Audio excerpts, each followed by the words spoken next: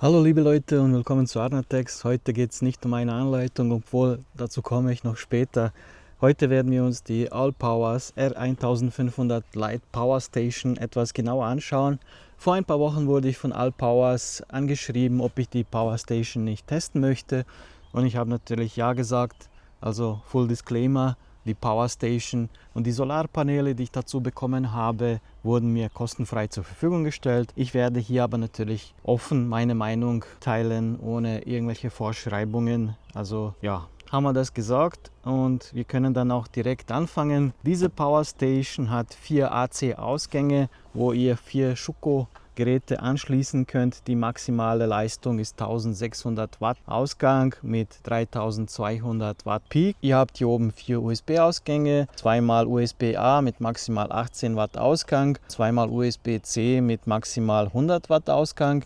Ihr habt hier einen Zigarettenanzünder-Ausgang, den ihr verwenden könnt. Die Power Station ist Wi-Fi und Bluetooth fähig. Es gibt dazu auch eine App. Die App ist etwas spartanisch, aber dazu komme ich noch. Und wenn ihr die Power Station mit der App verbinden möchtet, da gab es auch, habe ich gesehen, ein paar widersprüchliche Aussagen von einigen Reviewern, die das Gerät getestet haben. Ihr müsst hier den Ausgangsschalter für die USB-Ports 3 Sekunden lang halten. Dann kommt die Anzeige für Bluetooth und Wi-Fi und schon seid ihr bereit zum Verbinden. Der Hersteller gibt eine Ladeleistung von ungefähr 1 Kilowatt. Über DC, also über die Schuko-Ausgänge, könnt ihr da bis zu 5% herunterladen. Dann schaltet die ab. Das ist ein Schutz, damit die Batterie nicht tief entladen wird. Über die USB-Ports könnt ihr dann die weiteren 5% bis zu 0% herunterladen, weil die halt etwas langsamer herunterladen und da besteht die Gefahr nicht, dass die Batterien tief entladen werden. In meinem Test konnte von den 1 Kilowatt, die zur Verfügung stehen, ungefähr 80% entladen werden und aktiv verwendet werden für eure Geräte, was so in dem Durchschnitt von diesen Power Stations liegt und ein guter Wert ist. Die Schuko-Ausgänge sind geschützt durch diese Silikonklappen,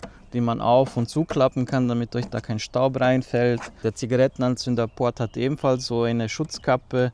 Wenn ihr über USB-Geräte laden wollt, dann müsst ihr einmal den Einschalter drücken. Das gleiche auch für die Schuko-Ausgänge, da müsst ihr hier den Schalter drücken einmal. Es dauert ungefähr 3 Sekunden, bis der Ausgang freigeschaltet wird und schon könnt ihr eure Geräte damit laden. Am Display sehen wir die Eingangs- und Ausgangsleistung. Die Ausgangsleistung ist leider kombiniert über alle Ausgänge hinweg. Man sieht also nicht den Einzelverbrauch. Die Eingangsleistung ist dann drüber. Ihr seht links dann euren Ladestand, wie der im Moment ausschaut. Und was noch interessant ist am Display, ihr habt da eine Anzeige, wie lange der Ladestand, der im Moment vorhanden ist, halten wird. Hier sehe ich ungefähr 4 Tage im Moment bei 30% Ladeleistung. Natürlich, es hängt hier jetzt gerade nichts dran. Im Standby-Modus würde sie dann halt 4 Tage aushalten, wenn da jetzt nichts angesteckt werden würde. Sobald da Verbraucher dran sind, ändert sich diese Anzeige und ihr seht dann halt den realen Wert, der sich halt immer ändert, je nachdem wie viel Leistung ihr abfragt. So kann man ungefähr abschätzen, wie lange das Gerät auf der Power Station aushalten kann. Ich habe die Power Station jetzt seit einigen Wochen bei mir im Einsatz gehabt und am Anfang habe ich mich gefragt, wozu brauche ich die überhaupt und was sind überhaupt die Anwendungsbereiche, die für mich persönlich in Frage kommen. Natürlich ist es offensichtlich, dass man sowas zum Campen mitnimmt, aber wie oft geht man schon campen als Otto-Normalverbraucher? Und da sind einige Sachen aufgekommen, die mich überrascht haben. Zum einen habe ich die Power Station verwendet, um meine E-Bikes zu laden in meinem Keller. Eines der Dinge, die mir an der Allpowers Power Station am meisten gefallen, ist, dass ich damit im Keller meine E-Bikes laden kann. Ich kann damit gleich mehrere auf einmal aufladen. Ich habe zwar eine Steckdose im Keller, aber meine Nachbarn mögen es, mich zu ärgern. Die tun dann den Stecker nur ein Stückchen zurückziehen, sodass es dann keinen Kontakt mehr gibt.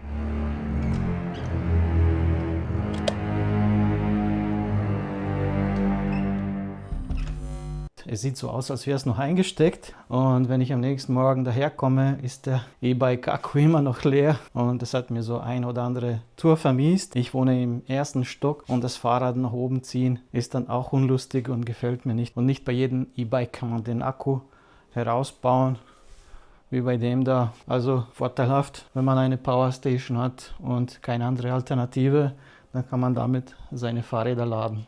Dann habe ich die Power Station zum Staubsaugen von meinem Auto in der Garage verwendet. Da habe ich überhaupt keine Steckdose, das kam sehr gelegen.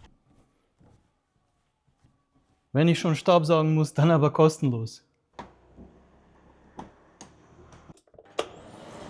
Energy.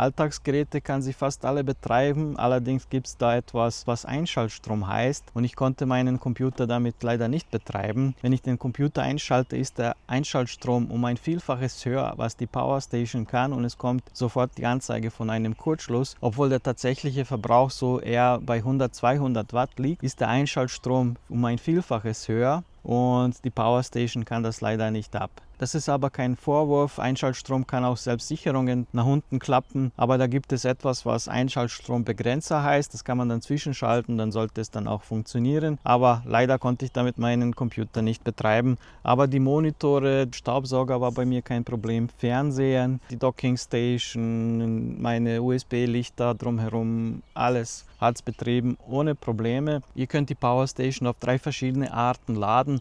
Einmal halt eben mit Solarpanelen. Da gibt es hier an der Seite verschiedene Eingänge. Ihr könnt dann halt die Solarpaneele verwenden und den XT60 Anschluss verwenden. Ihr könnt es natürlich auch an die normale Steckdose anstecken zum Laden. Dann haben wir hier in der Mitte eine Sicherung, falls irgendwas schief laufen sollte. Die kann man dann auch austauschen. Und dann als dritte Methode, man kann über den Zigarettenanzünder von eurem Auto die Powerstation dann auch laden, wenn man unterwegs ist. Im Lieferumfang mit den Solarpaneelen war der MC4 auf XT60 Anschlusskabel und man kann direkt loslegen. Es ist auch ein Schuko-Kabel dabei, um über den normalen Stromausgang zu laden. Was nicht dabei ist, ist das Autoladegerät. Also wenn das etwas ist, was euch interessiert, das müsst ihr euch separat besorgen. Mit der Powerstation habe ich auch 400 Watt Solarpaneele bekommen. Die haben so schöne Schleifen oben und kommen mit Karabinern. Also habe ich das gleich so genommen und verwendet und auf meinen Balkon gehängt. Die waren dort 2 Wochen lang im Einsatz. Dazu muss ich sagen, dass die Solarpaneele nicht für den Daueraußeneinsatz gedacht sind. Immerhin sind die auch ein bisschen aus Stoff und Stoff kann da jetzt Witterungen nicht so gut ab über einen längeren Zeitrahmen. Das findet ihr auch so beschrieben in der Anleitung. Aber über 2 Wochen war das, glaube ich, unbedenklich und ich war sehr zufrieden. Obwohl ich eine Nord-Ost-Ausrichtung habe, also alles andere als optimal, wurde die Powerstation an sonnigen Tagen über den Tag hinweg voll und ich konnte sie dann abends verwenden für verschiedenste Dinge. Bei einem Kurztrip mit dem Fahrrad habe ich die Powerstation und Solarpaneele mitgenommen, um die Spitzenleistung zu messen, und da war ich sehr positiv überrascht. Bei einer theoretischen Spitzenleistung von 400 Watt konnte ich die Powerstation mit 320 Watt ungefähr mit den Solarpaneelen laden. Also das ist mehr, als ich erwartet habe. Ich glaube, das sind so um die 80% des angegebenen Werts, der nur im Labor erreicht werden kann. Kann die Powerstation gleichzeitig laden und entladen und als USV verwenden. Bei der USV-Funktion gibt der Hersteller eine 15 Millisekunden Umschaltzeit, wenn der Strom wegfällt. In meinem Test habe ich da jetzt keine Probleme festgestellt. Wenn ich den Strom weggezogen habe, liefen die Geräte, die daran angesteckt waren, ganz normal weiter.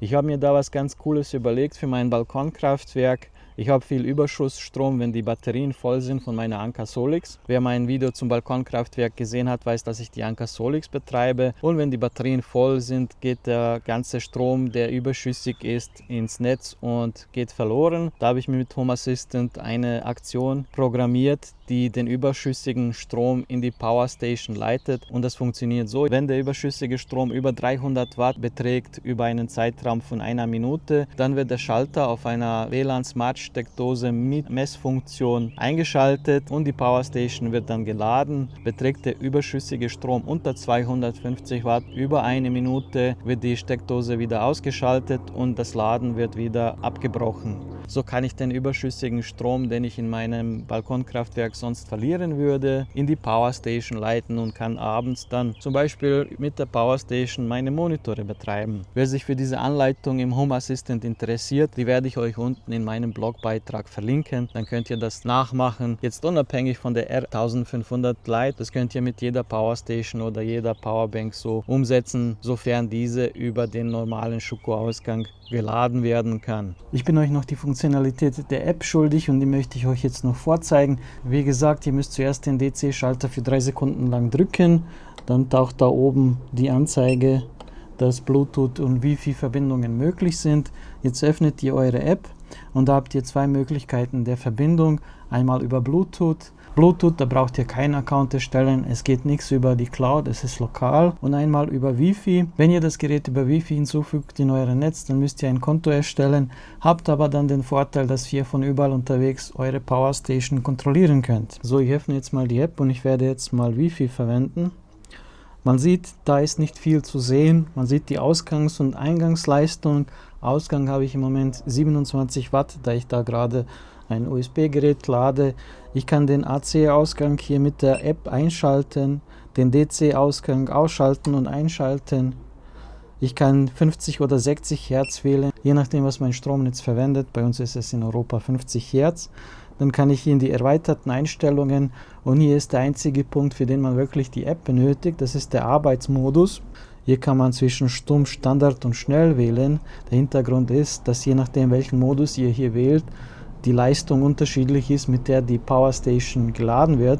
Im Stummmodus sind es 400 bis 450 Watt, im Standardmodus 600 bis 650 Watt und im Schnellmodus bis zu 1200 Watt. Dementsprechend sind auch dann die Lüfter etwas lauter. Wenn ihr den Modus entsprechend auf schnell gestellt habt, dann sind die Lüfter am lautesten.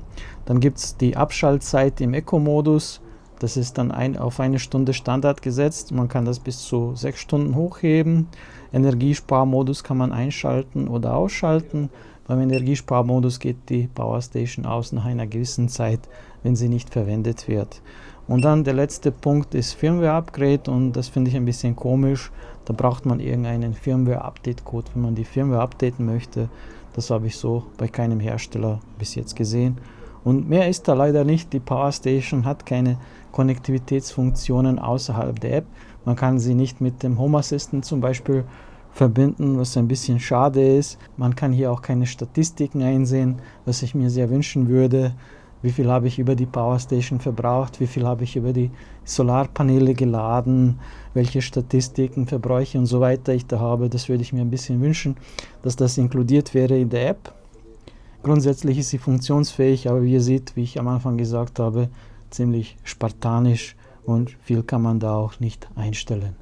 Also wie hat die Powerstation jetzt für mich funktioniert? War ich zufrieden oder nicht? Gibt es Verbesserungsvorschläge oder nicht? Fangen wir gleich mit dem Negativen an, was mich ein bisschen gestört hat. Sobald ihr die Powerstation an die Solarpaneele angehängt habt, fängt der Lüfter an zu laufen und über den Tag hinweg kann das schon nervig sein, wenn das in der Nähe ist von eurem Wohnzimmer. Aber das hat auch einen guten Grund. Natürlich gehört das Gerät auch gekühlt. Trotzdem war das Summen ein wenig störend für mich. Die Powerstation ist klar ein günstiges Einsteigerobjekt. Sie ist komplett aus Plastik, aber es quietscht nichts, es knackst nichts, sie ist gut verarbeitet. Ich habe sie am Fahrrad im Korb gehabt, am Fahrradträger gehabt, im Auto gehabt. Ich bin da, weiß Gott, nicht zimperlich mit umgegangen und sie hat keinen Mucks gemacht und hat tadellos funktioniert. Ich konnte jetzt nichts testen, was eigentlich nicht so funktioniert, wie der Hersteller es angegeben hat.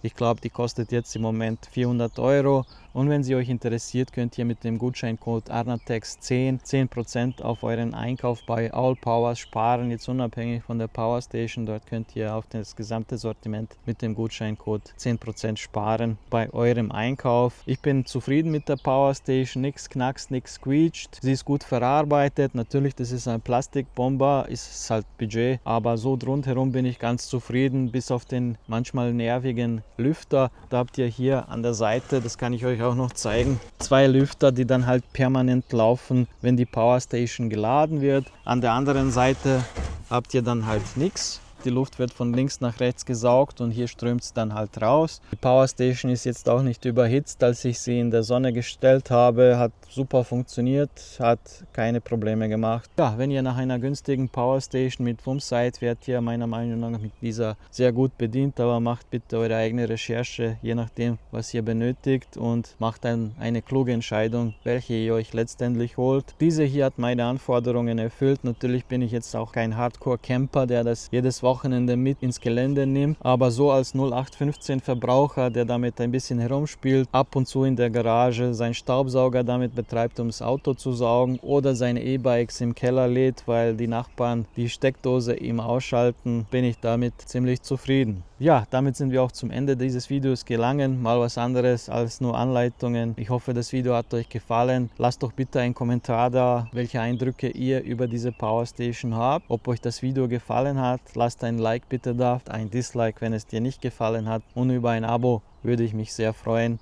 Euer Ahmed für Arnatex. Bis zum nächsten Mal.